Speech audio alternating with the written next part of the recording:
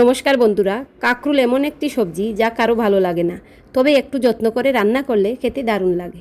আমি আপনাদের নতুনভাবে কাঁকরুল তৈরির রেসিপি দেখাবো, খেয়ে একবার হলেও আমার কথা মনে করবেন। এজন্য আমি 4টি টাটকা কাঁকরুল পাতলা পাতলা করে কেটে নিলাম। একটি কাঁকরুল লম্বা করে 3 পিস করে নেবেন। এবার ভালো করে ধুয়ে শিলপাটায় হালকাভাবে থেতলে নেবেন, যেন না ভাঙে আর বীজগুলো নরম হয়ে যায়। এতে মশলা ও লবণ ভিতরে ঢুকবে আর আলাদা সিদ্ধ করার প্রয়োজন হবে না। অল্প করে লবণ দিয়ে মাখিয়ে রেখে দিবেন কিছুক্ষণ। এবার রান্নার জন্য চলে এলাম। কাঁকরুল থেকে সামান্য জল বেরিয়েছে আর কিছুটা নরমও হয়েছে।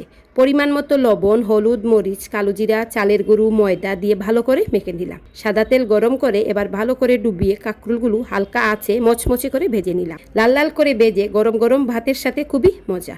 আর কিছু প্রয়োজন নেই, তবে বিকালের নাস্তায়ও দারুণ লাগবে। প্লিজ একদিন রান্না করে বাচ্চাদের খাওয়াবেন। যারা কাঁকরুল পছন্দ করে না তারা বুঝতেই পারবে না। ভিডিওটি যদি ভালো লাগে শেয়ার করবেন, লাইক ও কমেন্ট করতে ভুলবেন না। ধন্যবাদ।